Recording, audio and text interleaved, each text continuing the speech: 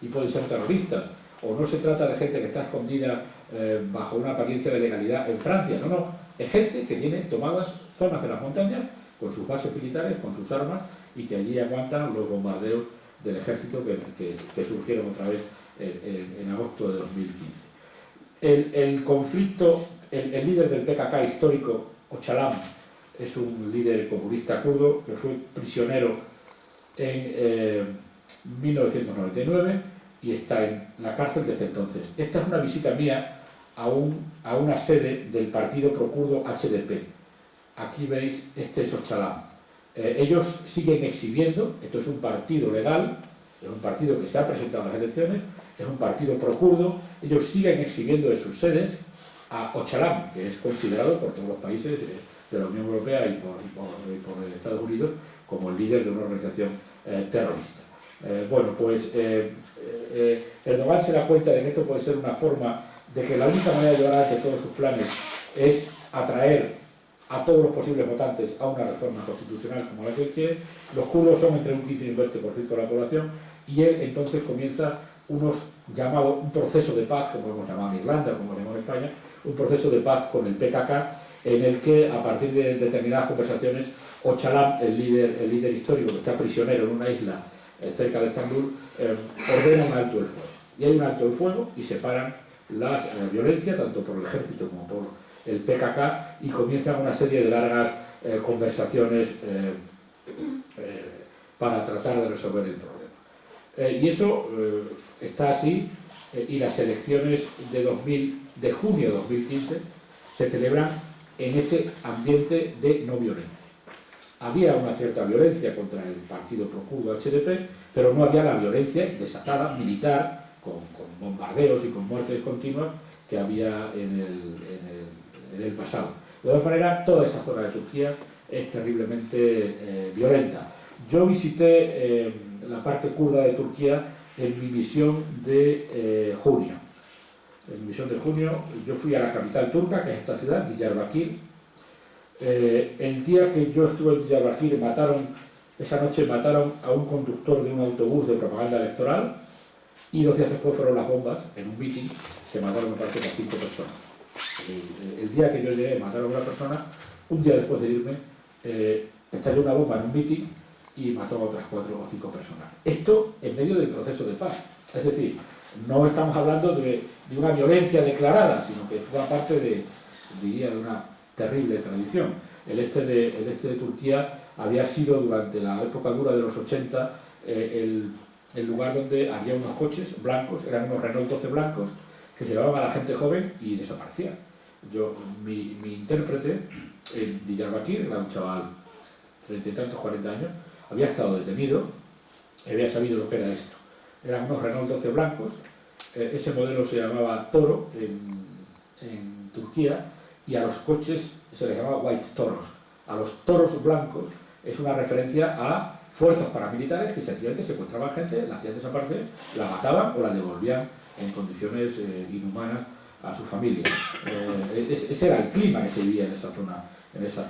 No tiene nada que ver con lo que hemos vivido aquí. Bueno, las elecciones de 2015, en este clima de proceso de paz o de proceso de no violencia abierta, se celebran para determinar si el partido de Erdogan tenía o no suficiente mayoría para cambiar la Constitución. Erdogan le pide al país una gran mayoría para poder hacer un sistema presidencial en el que, lógicamente, él tendría muchísimos más poderes políticos de los que tiene ahora. Ahora Erdogan es poderosísimo porque es el líder histórico del partido, pero él ya ni siquiera puede ser militante del partido. Es decir, como pasa en otros países, cuando uno es presidente tiene que dejar la militancia del partido y tiene que actuar como una entidad institucional ajena al fuero del partido. Erdogan nunca lo ha hecho.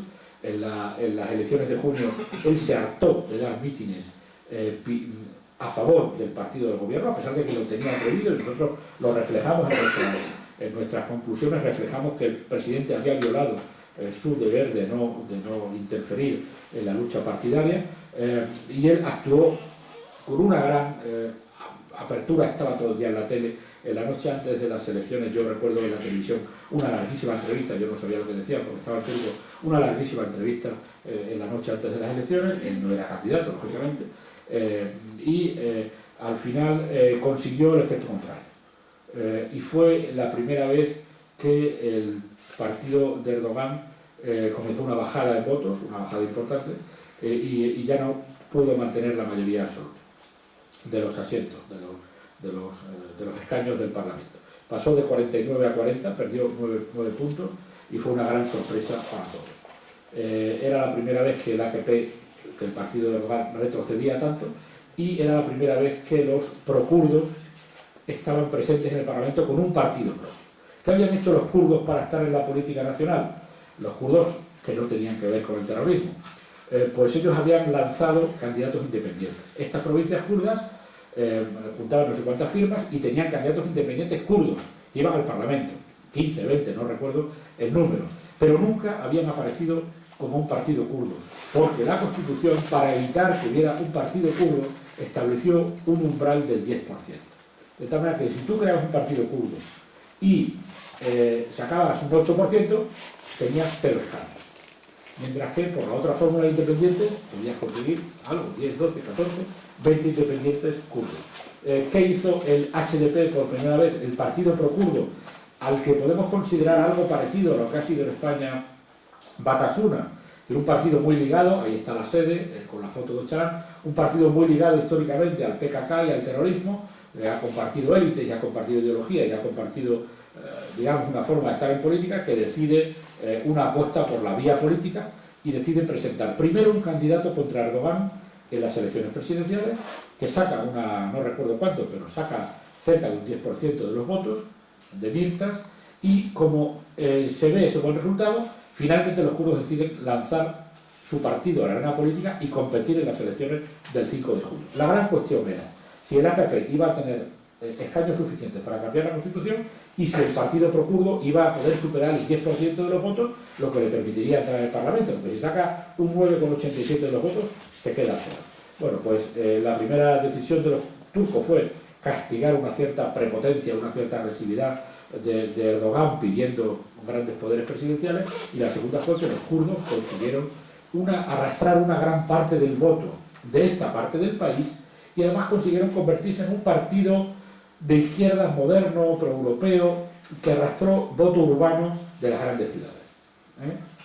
Consiguió no ser solo un partido kurdo, sino ser un partido de izquierda, incluso hablaba del Podemos turco, no tiene nada que ver, pero bueno, digamos en ese ámbito de Syriza, de Podemos, de partidos nuevos que provienen de la izquierda, se decía que el HDP era un partido de ese tipo, aunque ellos son más pro-kurdos y su zona de implantación, como veremos nuevo, es la kurda. Por tanto, Erdogan en junio, en las elecciones de junio, en las que yo fui jefe de misión, no consiguió su objetivo, y el HDP sí consiguió su objetivo de entrar, creo que con 80 diputados en el Parlamento. Una gran cantidad de diputados, porque tuvo un 13%, 13 y pico por ciento, superó todas las expectativas.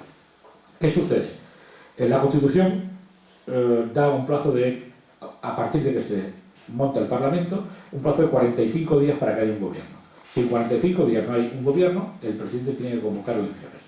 Y Erdogan sabía que el gobierno que podía salir de esa composición parlamentaria, con su partido muy debilitado, no iba a avanzar con una reforma constitucional. Es decir, si el AKP quería gobernar con alguno de los otros partidos, los partidos son 4 esencialmente. El partido de Erdogan, islamista moderado, el partido en el poder, basado en todas las zonas del país, muy especialmente en las zonas rurales. El Partido Socialdemócrata, que es un partido que tiene sus bases electorales en las zonas urbanas y más ricas del oeste del país. A ver si pongo un mapa que podáis verlo, la implantación de unos y otros.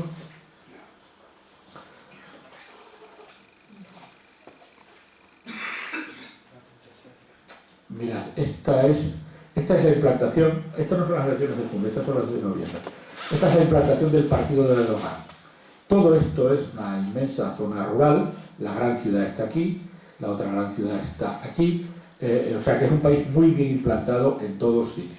Esta es la implantación de los socialdemócratas, todo el oeste del país, zonas urbanas, zonas más ricas, es un poco un partido socialdemócrata tipo PSOE, aunque, bueno, las diferencias son enormes entre un sistema político y otro. Este es el partido HDP, como veis, tiene buenos resultados en Estambul, y sus grandes resultados son en la zona kurda, es un partido pro-kurdo, y bueno, este es un reparto de los tres.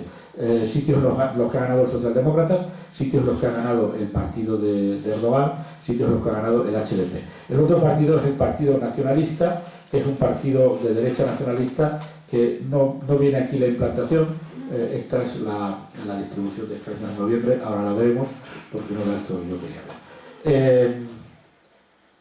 Este es el nacionalista, yo creo. No, esta es otra vez una distribución, esto es lo mismo. Los socialdemócratas, el partido de Erdogan y el partido pro-kurdo. Bueno, con esta composición del Parlamento, Erdogan no tenía socios para sacar adelante su reforma constitucional. Ninguno de los socios del partido iba a avalar que hubiera más poderes presidenciales, porque era más poder para Erdogan, con lo cual se establece ahí un juego de ajedrez en el que va pasando el tiempo, y yo creo que Erdogan decide jugársela a otras elecciones. Hubo un momento en el que el Partido Nacionalista, que es el partido de derechas, antieuropeo, conservador y religioso, casi se ofrece a formar gobierno, pero Erdogan yo creo que decide en algún momento del mes de julio que él va a avanzar, y hace movimientos como involucrarse en la guerra de Siria.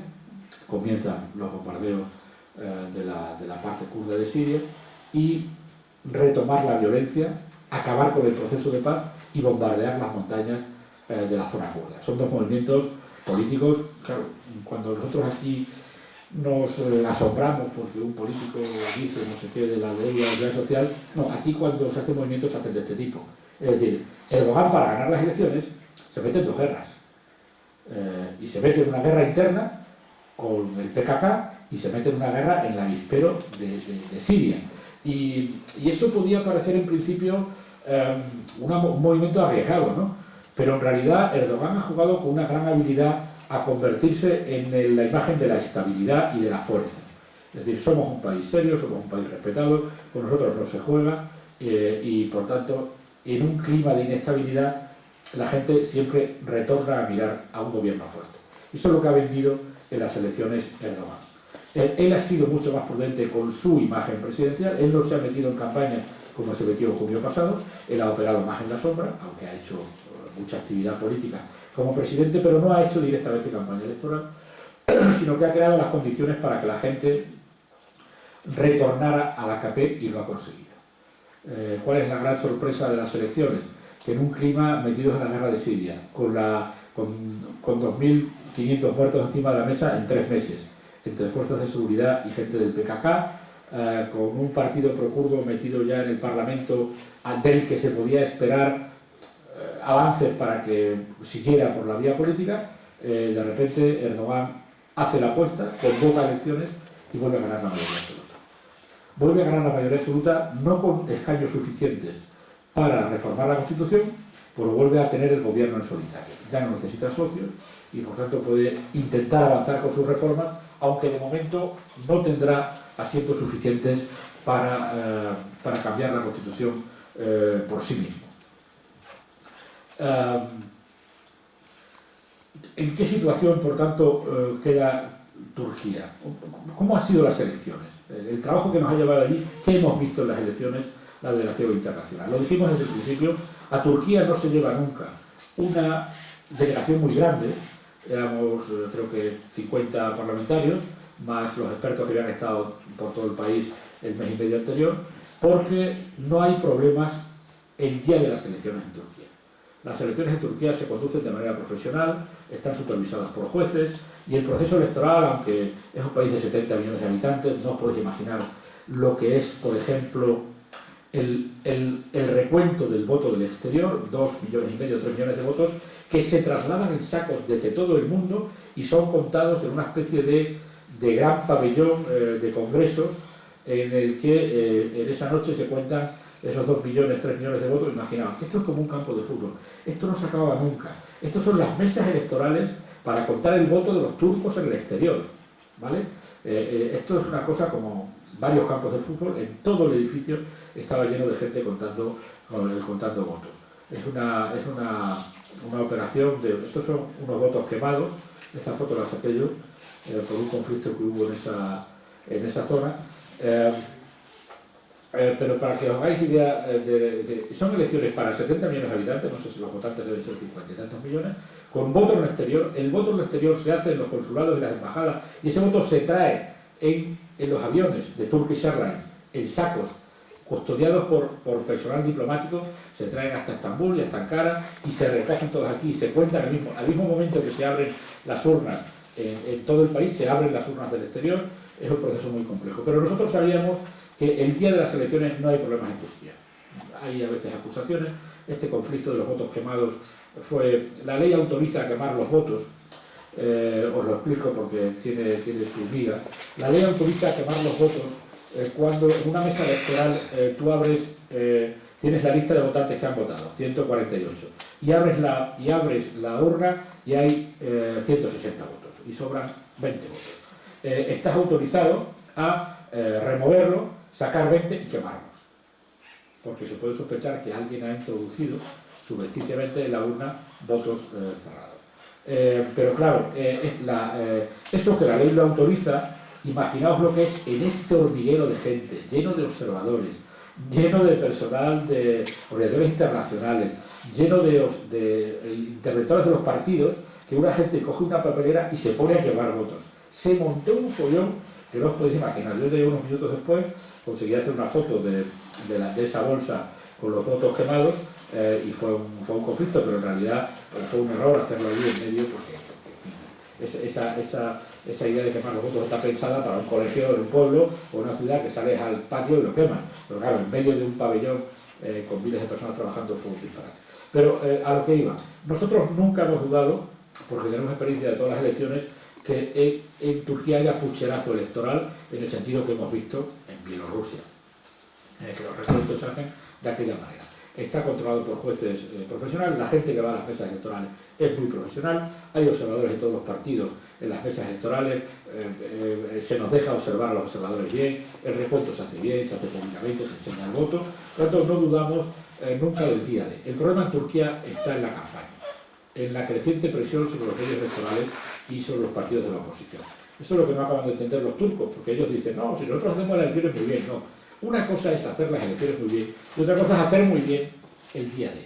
Porque si tú tienes una campaña electoral en la que, como ha sucedido, tienes no sé cuántos periodistas en prisión, en la que intentas la toma por la fuerza de la policía de una empresa que tenía 2 periódicos y 2 cadenas de televisión, si encarcelas a periodistas por un tuit, si tienes abiertos 600 procedimientos por insultos al presidente porque están en el Código Civil, si las sedes del HDP, el partido Procuro, son incendiadas por todo el país, tú no tienes unas elecciones limpias. De tal manera que yo no dudo de que los turcos votaran el 1 de noviembre, lo que se contó era lo que habían votado. Lo que hay que entender es que muchos turcos votaron contaminados en una elección en la que no había libertad de prensa, en la que los partidos no jugaban en un campo nivelado, sino que había partidos que tenían que pelear. Por ejemplo, al HDP se le prohibió su programa electoral, impreso ya, porque establecía en una frase un derecho de autodeterminación, algo parecido a autoadministración, algo así parecido como a autogobierno. La palabra puede traducirse de varias maneras. Ellos tenían esa referencia en su panfleto y su panfleto fue prohibido y no se ha podido distribuir en toda la campaña. Chavales que estaban repartiendo propaganda del HDP eran detenidos bajo la acusación de formar parte de organizaciones terroristas. Los periodistas son acusados de participar de organizaciones terroristas, por ejemplo, por decir que el PKK no es un grupo terrorista. El que dijo en la campaña el PKK no es un partido terrorista fue asesinado hace 2 días. El abogado, lo habréis visto en los telediarios, un abogado, el presidente del colegio de abogados de Diyarbakir, que yo visité en junio, visité ese colegio de abogados, estuve hablando con ellos, es esta foto. Esta foto es una foto mía tomada con el teléfono del colegio de abogados de Diyarbakir. Aquí hay 5 abogadas haciendo una rueda de prensa porque un día antes habían sido detenidas unas mujeres porque cuando pasaba Erdogan le dieron la espalda. En un gesto de protesta le dieron la espalda y fueron detenidas. Es decir, estas cosas pasan. Estamos hablando de países en los que un tuit diciendo hay que echar a Erdogan del poder puede convertirse en un proceso, o la publicación de un vídeo cuya autenticidad nadie ha negado nunca. un vídeo de camiones turcos entrando en Siria con armas. La publicación de ese vídeo le ha costado al periodista una acusación de la Fiscalía y una petición de pena de 2 condenas de cadena perpetua y no sé cuántos años más. Un director de un periódico por publicar un vídeo del que nadie ha dicho nunca que sea falso. El vídeo real, eran unos camiones de los servicios de inteligencia turcos, entraron en Siria, fueron parados por otros policías turcos que no sabían de la operación, se descubrió el cartel y el periódico que lo sacó, el Cumhuriyet, ha sido el director procesado con esas peticiones de cárcel. Yo he visitado a muchos periodistas. Cuando estábamos en plena campaña, un juez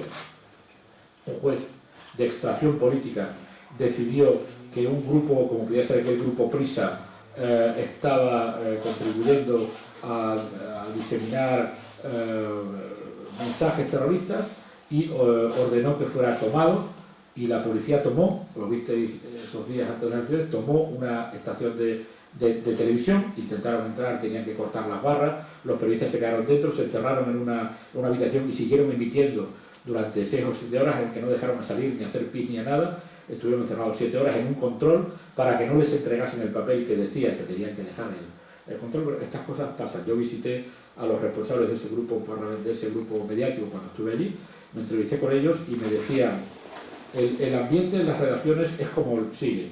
Los periodistas le dicen a sus colegas: si me pasa algo, si me detienen, encárgate de mi familia por unos días.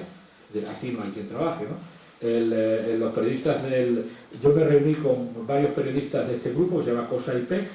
En el mismo momento en que yo me reunía con ellos, uno de los que se reunía conmigo y con mi colega sueca recibió un correo electrónico en el que se le decía que tenía vacaciones permanentes, que se fuera de su trabajo y que ya se le llamaría después de las elecciones. Claro, ellos dicen: así no se puede trabajar. Turquía es el país que más cuentas de Twitter ha cerrado nunca.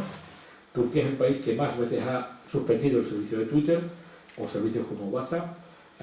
Por tanto, el problema no está en lo que votan los turcos y en cómo se cuentan los votos, sino que el problema está en el ambiente de la campaña, que es un ambiente completamente contaminado y que nos lleva a hacer en nuestro informe unos juicios muy duros sobre cómo se han desarrollado las elecciones en Turquía. Porque las elecciones no son solo votar y contar, las elecciones son todo el periodo en el que permite a la gente hacerse una idea de lo que ofrecen los partidos y votar libremente, y en este caso no se ha votado libremente. Por tanto, con una campaña en la que hubo 2 terribles bombas, antes de la campaña de Suruk y la otra de Ankara, que mató a más de 100 personas, se ha creado la sensación de inestabilidad que Erdogan necesitaba para que la gente se volviera hacia él. Los kurdos han vuelto a votar, no mayoritariamente, pero muchos kurdos que votaron al HDP han vuelto a votar al partido de Erdogan. El partido de Erdogan le vota a todo el mundo, es decir, los kurdos no votan solo al partido pro-kurdo, y Erdogan ha recuperado mucho voto y el HDP ha perdido voto en las zonas kurdas. ¿Por qué? Nos dicen los analistas, porque la entrada del partido kurdo en el Parlamento se había vendido como una normalización, como una garantía de estabilidad. Bueno, ya están en el Parlamento, van a actuar políticamente, vamos a ver si nos olvidamos de la violencia. Al contrario, con ellos en el Parlamento ha vuelto la violencia, Erdogan ha creado condiciones de violencia y al final la gente le ha dado la impresión de que tenía que volver a votar para tener un gobierno fuerte que metiera en cintura a toda esta situación de inestabilidad, al tema de los refugiados. Y mientras Turquía hace unas elecciones así, los europeos aplaudimos. Y los europeos aplaudimos porque Grecia nos está sirviendo de tapón con los refugiados. Y a este país que hace las elecciones y trata a sus políticos de la oposición y a los medios de comunicación, como yo os he contado, se le dan 3.000 millones. Porque es verdad que está sirviendo de tapón. Y es verdad que Turquía ha mantenido a 2 millones de personas, que se dice pronto, 2 millones de refugiados durante varios años sin pedir un duro a nadie. Y eso hay que valorarlo. Es decir, Erdogan y la gente allí no trata a los refugiados como los tratamos nosotros. La gente allí los llama nuestros invitados, se organizan en grandes campamentos, pueden salir de los campamentos, son bien tratados por la gente y por tanto Turquía ha sido un país que ha jugado un papel de enorme solidaridad, enorme solidaridad. ¿Os imagináis? Aquí nos escandalizamos con 20.000. El equivalente de lo que ha hecho Turquía acogiendo a 2 millones de personas sería que España viniera en un periodo de 3 años 1,5 millones de personas. Pues eso ha sido lo que ha acogido Turquía. Y lo ha hecho bien y ha diseminado por todo el país y los ha llevado a las ciudades y ha creado grandes campamentos, pero lo ha hecho. Y los europeos parece que estamos dispuestos a no mirar mucho hacia las cuestiones de calidad democrática siempre que Turquía nos sirva de tapón, y lo está sirviendo. Y ahora nos va a costar dinero, porque Turquía ha hecho ese trabajo gratis, pero ahora ha dicho ya que quiere dinero y la Unión Europea le ha prometido 3.000 millones. Turquía no está más cerca por ello de la Unión Europea. Yo creo que la deriva turca, como otros países de la zona, como Kazajstán, es hacia una democracia falsa o iliberal, una democracia en la que hay elecciones, pero no hay una verdadera democracia porque no hay condiciones para el ejercicio de la democracia. Hay muchos países que hacen elecciones y las hacen razonablemente bien, pero no son democracias reales. La democracia es mucho más que ir a votar. Turquía está en ese camino. Estas elecciones suponen un espaldarazo a las políticas de Erdogan. Lo que ha pasado con los refugiados significa reforzarle más de cara a su propio electorado, porque le ven como un gran líder, y además su gesto de derribar un avión ruso le convierte en un líder de ese nacionalismo turco que ya no quiere tener nada que ver con Europa. Turquía se considera a sí misma un gran país, Turquía desprecia la invitación europea, Turquía extorsiona a los europeos y le saca 3.000 millones, y Turquía se atreve a derribar un avión ruso por un incidente que se podía haber resuelto de otras maneras, y eso es lo que han votado los turcos. Estabilidad, orgullo nacional, un gobierno fuerte, y que es lo que tienen. Lo que eso vaya a dar de sí, teniendo el avispero sirio al lado, no lo sabemos, pero esas son la situación, y ese es el país que yo venía a describir desde el punto de vista político, y espero haberos ilustrado un poco sobre el tema y charlamos de lo que hay. Muchas gracias.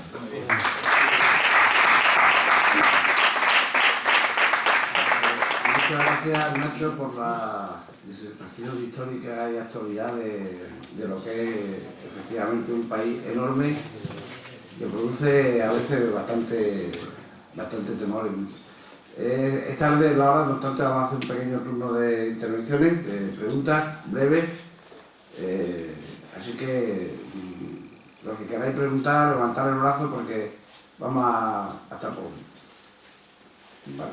3, María Jesús, Eduardo, Manolo, 4, 5, bueno, vale. María Jesús. Bueno, yo quería hacer dos preguntas.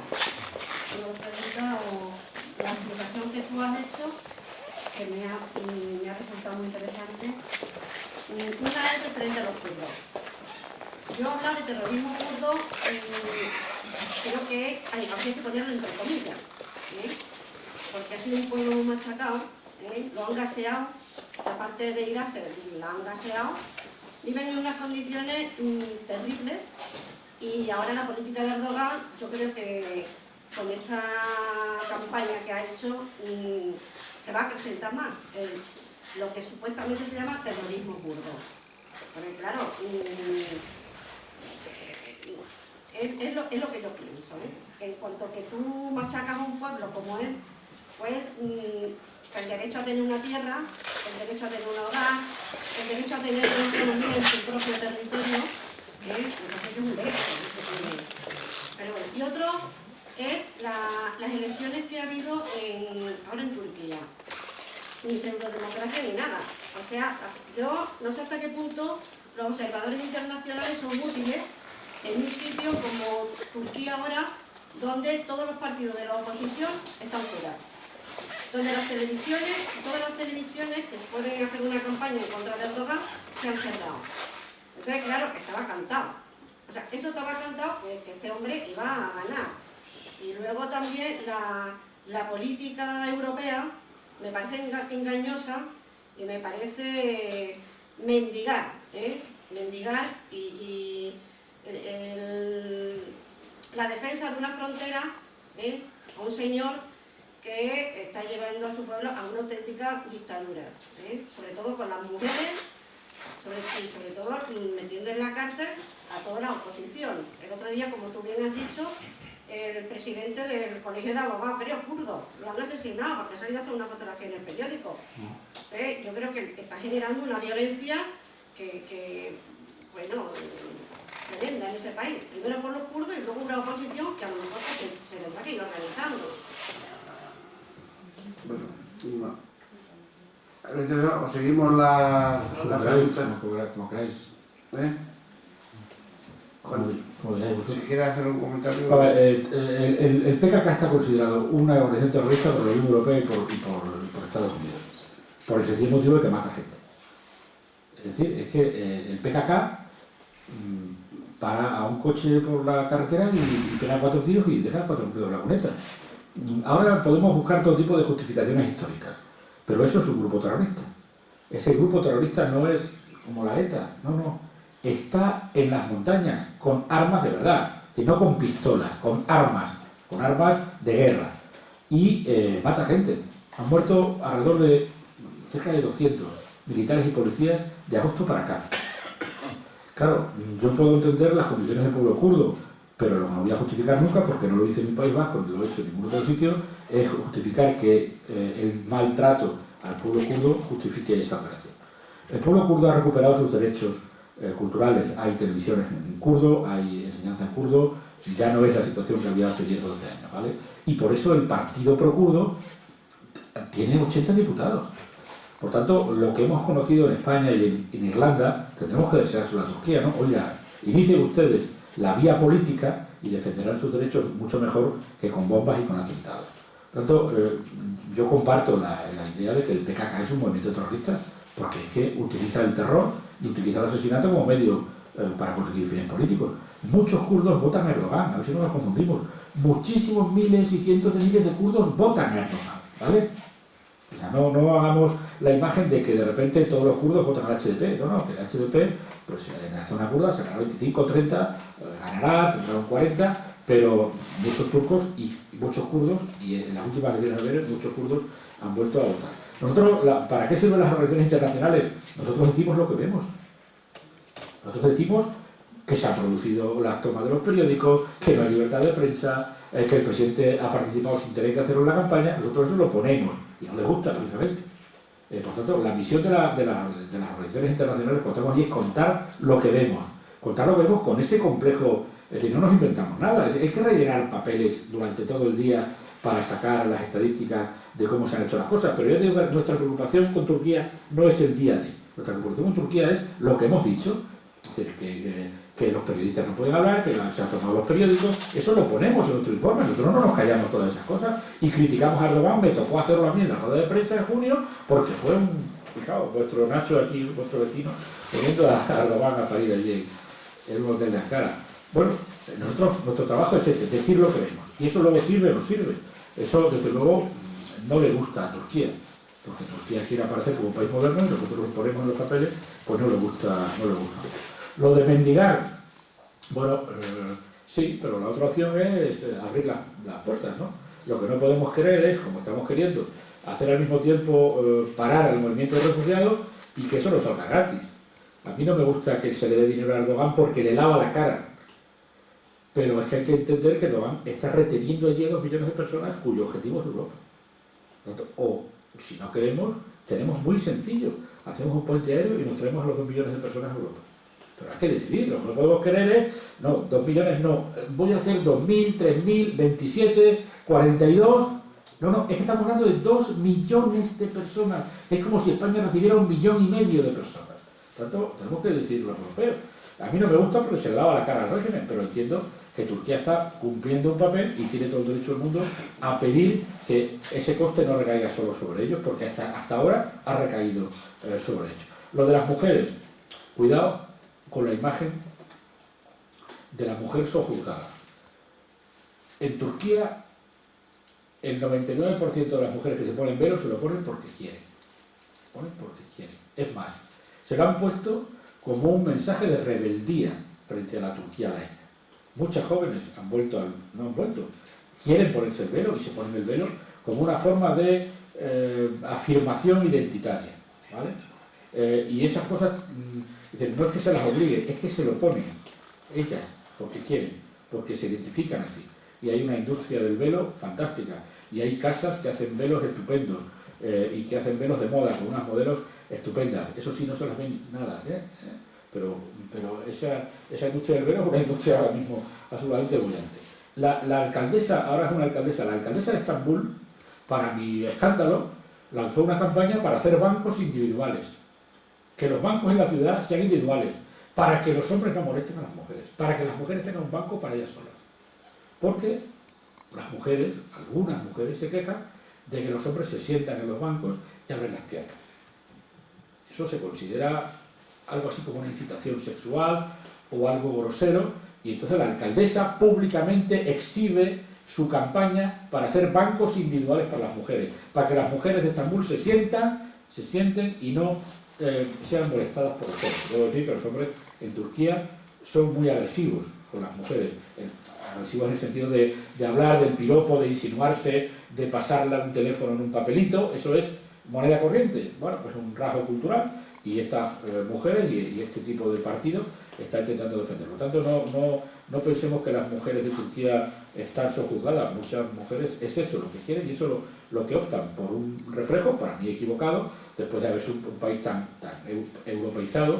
Tú vas por Nişantaşı y es como si estuvieras por París, y vas por Chancayá y en Ankara y es como si estuvieras en París, pero te vas a otras zonas y es otro mundo de velos y de costumbres y de aspecto de la gente, ¿no? Pero no pensemos siempre que todas las mujeres están obligadas, no. Ahí hay muchos elementos que tratar, y ahora que hay una resistencia de las proeuropeas a no ponerse el velo. Muy bien. Eduardo, sí. Carlos, Manolo y Joaquín. Bueno, sí. Buenas noches. El itinerario histórico que nos ha hecho nos ha refrescado seguramente mucho de lo que sabíamos o medio conocíamos, pero también nos ha aportado muchísima información muy interesante. Vemos que el trabajo que realiza, bueno, pues merece la pena que estemos allí y que demos fe, gente de España y gente extremeña, pues mejor que mejor. Mi pregunta iba, porque quizás ha quedado un poquito, según mi punto de vista, un poquito sin tocar mucho la situación de Turquía en la partida de ajedrez que se está formando, que se está realizando ahora mismo con estos otros países, principalmente con Siria, ¿no? Estados Unidos, por otro lado, la Unión Soviética, los kurdos. ¿Cuál es tu opinión sobre esa partida de ajedrez que se está jugando en estos momentos? A ver, yo no soy especialista en Oriente Medio, por tanto lo que diga tiene más que ver con Turquía que con la propia situación siria. Vamos a ver, Turquía ha sido tradicionalmente enemigo del régimen de Assad, porque Assad sencillamente masacró a su pueblo y era gente con la que había una sintonía cultural y una cercanía, incluso étnica, con muchas personas del sur de Turquía. Turquía considera que el hecho de que los europeos estemos convirtiendo a los kurdos de Siria en los héroes más resistentes frente al régimen de Assad es un error, porque eso les armaría políticamente para lanzar la idea de un gran Kurdistán. Es decir, ¿quiénes son los peshmergas, los guerreros que están consiguiendo frenar al Estado Islámico? Son los kurdos, los mismos kurdos que están en estas montañas peleando con Erdogan. Por tanto, el que nosotros les facilitemos armas para que sigan luchando contra el Daesh, Turquía lo considera algo muy peligroso para sus intereses, porque esas armas podrían acabar en las montañas kurdas, de dentro de Turquía, me refiero. Y de ahí viene el doble movimiento de atacar al PKK en esta zona de montañas y a los propios kurdos de Siria que están peleando contra el gran aliado de Damasco es Rusia. Rusia está atacando a otros grupos como Al-Nusra, que está por esta zona y que son rebeldes están peleando también, pero no están peleando con el ejército oficial sirio frente al Daesh, y por tanto los objetivos son el Daesh directamente y este otro tipo de rebeldes se les llama, aunque la estructura de todos esos grupos rebeldes es tribal y es complicado. No son grupos que estén en un sitio determinado, sino ahora están los turcomanos, que son otra pequeña etnia de esta zona también peleando. Yo creo que Turquía lo que ha dicho es no sigáis jugando con mi patio trasero sin contar conmigo, ¿vale? Y por tanto ha hecho ese gesto de atacar al mismo tiempo a los kurdos en el otro lado de la frontera. Cuando yo estuve en Diyarbakir y estaba cenando, en junio pasado, se oían como unos truenos. Y las personas que estaban cenando conmigo, que eran los expertos que habían estado allí mes y medio, dijeron, ya están los bombardeos. Y dije, ¿cómo los bombardeos? Y dijeron, sí, eso que estaba oyendo, son los bombardeos americanos en las posiciones del norte de Siria.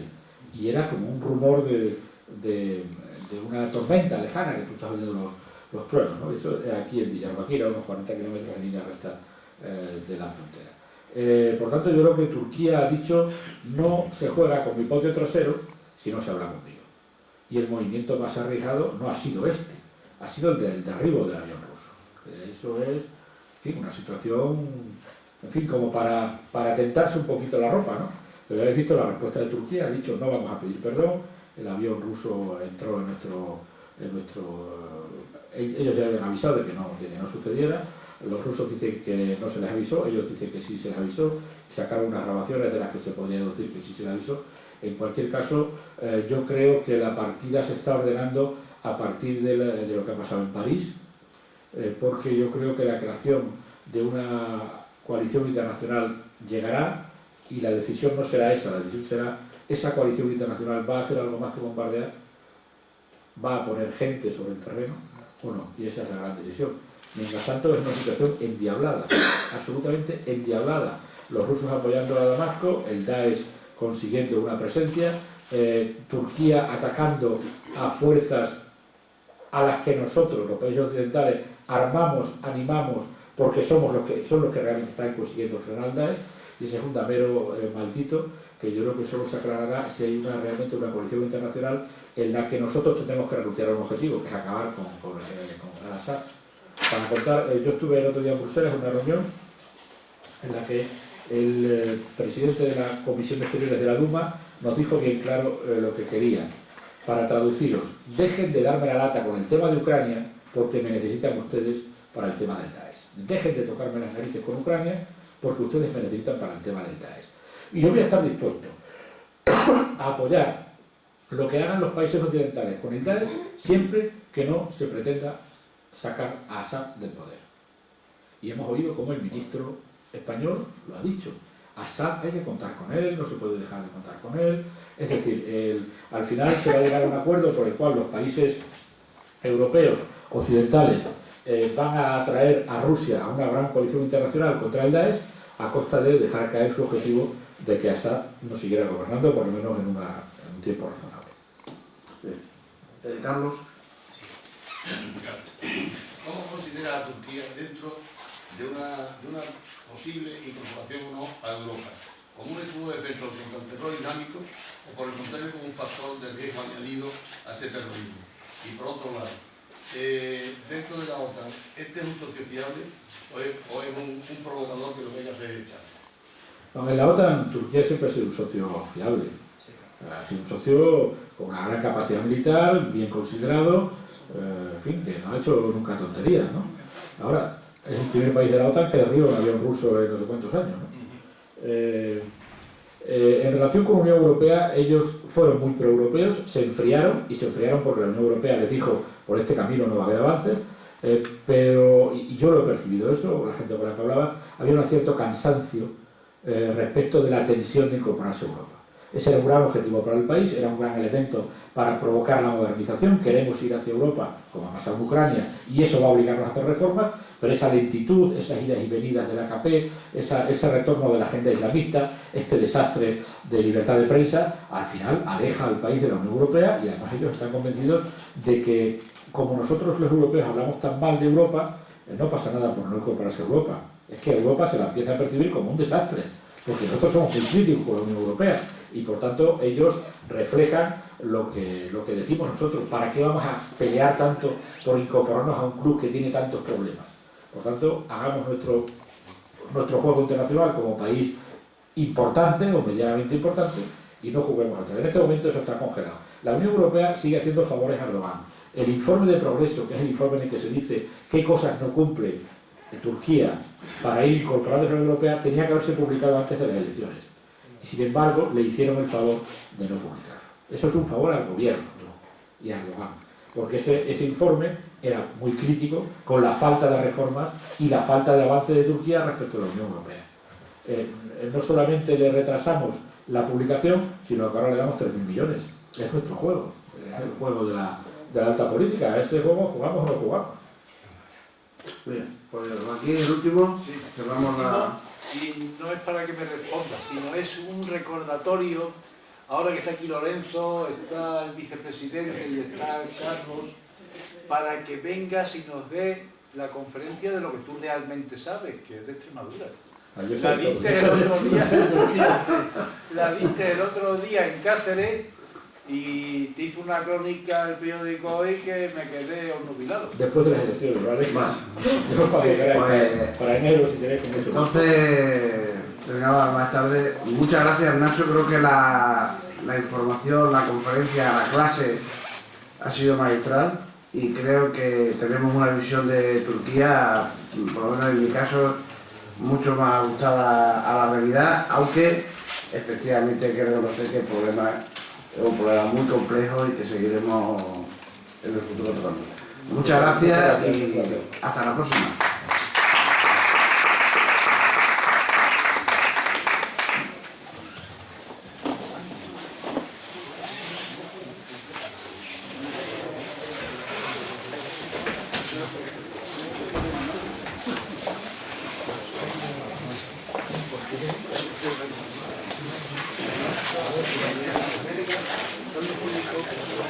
Haciendo en el terreno